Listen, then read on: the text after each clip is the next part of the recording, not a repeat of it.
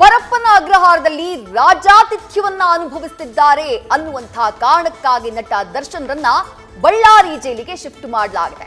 ವಿಪರ್ಯಾಸ ಏನ್ ಗೊತ್ತಾ, ದರ್ಶನ್ ಸೇರಿರುವಂತಹ ಈ ಬಳ್ಳಾರಿ ಜೈಲು ಕೂಡ ರೆಸಾರ್ಟ್ಗಿಂತ ಕಮ್ಮಿ ಏನಿಲ್ಲ.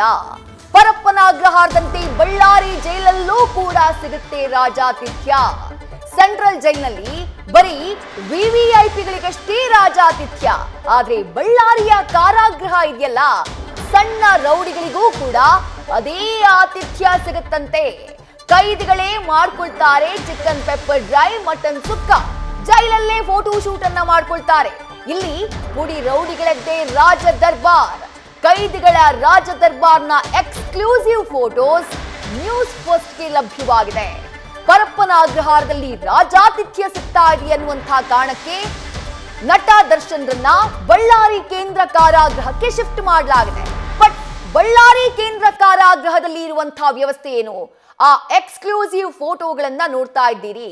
ತಮ್ಮ ಕೋಣೆಯ ಒಳಗೆ, ತಮ್ಮ ಸೆಲ್ನ ಒಳಗೆ ಕುಕ್ ಮಾಡ್ಕೊಳ್ಳೋದಕ್ಕೂ ಅವಕಾಶ ಇದೆ. ಕೈದಿಗಳು ಜೈಲಿನ ಒಳಭಾಗದಲ್ಲಿ, ಬಳ್ಳಾರಿ ಕೇಂದ್ರ ಕಾರಾಗೃಹದ ಒಳಭಾಗದಲ್ಲಿ ತೆಗೆದುಕೊಂಡಿರುವಂತಹ ಸೆಲ್ಫಿಗಳನ್ನ ಗಮನಿಸ್ತಾ ಇದ್ದೀರಿ. ಅಲ್ಲಿಗೆ ಅವರಿಗೆ ಫೋಟೋ ತೆಗೆದುಕೊಳ್ಳೋದಕ್ಕೆ ಮೊಬೈಲ್ ಬಳಕೆಗೂ ಕೂಡ ಅವಕಾಶ ಇದೆ ಅಂದ ಹಾಗಾಯ್ತು. ಈ ಫೋಟೋಗಳೇ ಆ ಸಾಕ್ಷಿಯನ್ನ ನೀಡ್ತಾ ಇವೆ.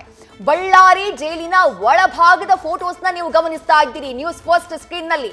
Exclusive photos. ಯಾವ ದರ್ಶನ್ ಪರಪ್ಪನ ಅಗ್ರಹಾರದಲ್ಲಿ ರಾಜಾತಿಥ್ಯವನ್ನ ಪಡಿತಾ ಇದ್ದಾರೆ ಅನ್ನುವಂತಹ ಕಾರಣಕ್ಕೆ ಬಳ್ಳಾರಿ ಜೈಲಿಗೆ ಅವರನ್ನ ಶಿಫ್ಟ್ ಮಾಡಲಾಯಿತು, ಅದೇ ಬಳ್ಳಾರಿ ಜೈಲಿನಲ್ಲೂ ಕೂಡ ಈ ರೀತಿಯಾದಂತಹ ರಾಜಾತಿಥ್ಯ ಸಿಗುತ್ತೆ ಅನ್ನೋದಕ್ಕೆ ಸಾಕ್ಷಿಯಾಗಿ ಈ ಫೋಟೋಸ್ ಲಭ್ಯ ಆಗಿದೆ. ಪರಪ್ಪನ ಅಗ್ರಹಾರದಲ್ಲಿ ವಿವಿಐಪಿ ಕೈದಿಗಳಿಗೆ ಆ ಲಾಭ ಸಿಗ್ತಾ ಇತ್ತು, ಆ ರಾಜಾತಿಥ್ಯ ಸಿಗ್ತಾ ಇತ್ತು. ಬಟ್ ಬಳ್ಳಾರಿ ಜೈಲಿನಲ್ಲಿ ಪುಡಿ ರೌಡಿಗಳಿಗೂ ಕೂಡ ರಾಜಾತಿಥ್ಯ ಸಿಗುತ್ತೆ ಅನ್ನುವುದಕ್ಕೆ ಈ ಫೋಟೋಸ್ ಸಾಕ್ಷಿಯಾಗಿ ಸಿಗ್ತಾ ಇದೆ. ಮತ್ತಷ್ಟು ಡೀಟೇಲ್ಸ್ ನಮ್ಮ ಪ್ರತಿನಿಧಿ ಚಂದ್ರಶೇಖರ್ ನೀಡ್ತಾ ಹೋಗ್ತಾರೆ. ಚಂದ್ರಶೇಖರ್, ನಿನ್ನೆ ದರ್ಶನ್ ರನ್ನ ಬಳ್ಳಾರಿ ಜೈಲಿಗೆ ಶಿಫ್ಟ್ ಮಾಡ್ತಾ ಇದ್ದ ಹಾಗೆ ಡಿಜಿಪಿ ಟಿ.ಪಿ. ಶೇಷ ಅವರು ಒಂದು ಸುತ್ತೋಲೆಯನ್ನ ಹೊರಡಿಸಿಬಿಡ್ತಾರೆ. ಯಾವುದೇ ಕಾರಣಕ್ಕೂ ಯಾವುದೇ ರೀತಿಯ ರಾಜಾತಿಥ್ಯ ಸಿಗಬಾರದು, ಬಳ್ಳಾರಿ ಸೆಂಟ್ರಲ್ ಜೈಲಿನಲ್ಲಿ ಬಹಳ ಕಟ್ಟುನಿಟ್ಟಾಗಿ ದರ್ಶನ್ ರನ್ನ ಸಾಮಾನ್ಯ ಕೈದಿಯಂತೆ ನೋಡ್ಕೊಳ್ಬೇಕು ಅಂತ ಹೇಳಿ.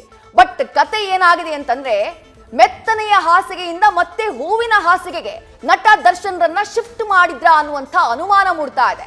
ಆ ಅನುಮಾನಕ್ಕೆ ಕಾರಣ ಆಗ್ತಾ ಇರೋದು ಇವತ್ತು ನ್ಯೂಸ್ ಫಸ್ಟ್ಗೆ ಲಭ್ಯವಾಗಿರುವಂತಹ ಬಳ್ಳಾರಿ ಜೈಲಿನ ಇನ್ಸೈಡ್ ಫೋಟೋಸ್. ಚಂದ್ರಶೇಖರ್,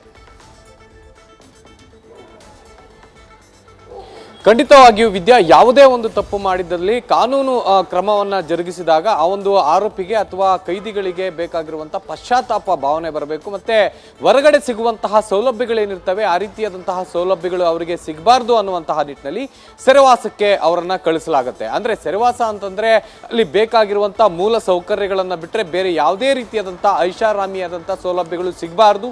ಆ ಒಂದು ಸಿಗದೇ ಇದ್ದಂತಹ ಸಂದರ್ಭದಲ್ಲಿ ಅವರಿಗೆ ಪಶ್ಚಾತ್ತಾಪ ಭಾವನೆ ಮೂಡುತ್ತೆ, ಮತ್ತೆ ಅಲ್ಲಿಂದ ಪರಿವರ್ತನೆಗೊಂಡು ಮತ್ತೆ ವಾಪಸ್ ಸಮಾಜಕ್ಕೆ ಬರ್ತಾರೆ ಅನ್ನುವಂತಹ ಒಂದು ಭಾವನೆಯಿಂದ ಈ ಒಂದು ಕಾನೂನು ಕ್ರಮವನ್ನ ಕೈಗೊಳ್ಳಲು ಸಹಜವಾಗಿರುತ್ತೆ. ಆದ್ರೆ ಎಲ್ಲೊಂದ್ ಕಡೆ ಜೈಲುಗಳಲ್ಲಿ ಈ ಆರೋಪಿಗಳಿಗೆ ಅಥವಾ ಕೈದಿಗಳಿಗೆ ದುಡ್ಡಿದ್ರೆ ಅಲ್ಲೂ ಕೂಡ ಏನ್ ಬೇಕಾದ್ರೂ ಮಾಡ್ಬೋದು, ಯಾವ ರೀತಿಯಾಗಿ ಬೇಕಾದ್ರೂ ಬದುಕಬಹುದು.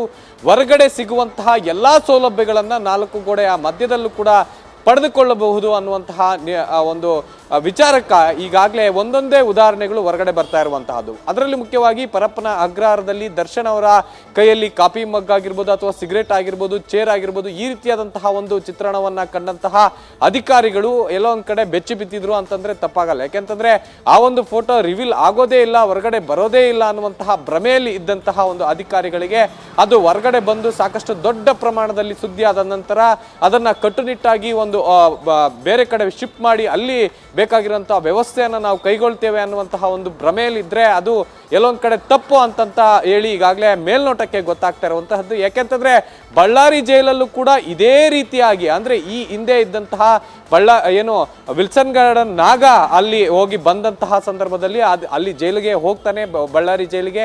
ಅಲ್ಲಿ ಬಳ್ಳಾರಿ ಜೈಲಿಂದ ವಾಪಸ್ ಬಂದಾದ ನಂತರ ಅಲ್ಲೂ ಕೂಡ ವ್ಯವಸ್ಥೆ ಕಂಪ್ಲೀಟ್ ಆಗಿ ಕೆಟ್ಟು ಹೋಗಿದೆ.